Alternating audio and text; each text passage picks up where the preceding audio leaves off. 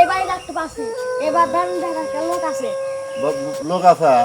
হ্যাঁ হ্যাঁ ভাই তোরা কুরবানি গোস্ত দিবেন, আমরা একটু গোস্তও পাই নাকি ভাই? কুরবানি গোস্ত দিবেন। আমার আব্বু ছোটখাটো কোরবানি দিছে, গোস্ত মস্ত দেওয়া শেষ, আমি দিবাম না। যাও যাও। আব্বু গোস্ত দিতে পারবো না, তাহলে অন্য বাড়ি যাই।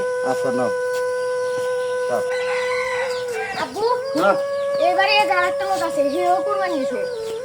ভাই ভাই গোস্ত দিবেন, আল্লাহ পয় ফুলাম না খাইলাম আল্লাহ।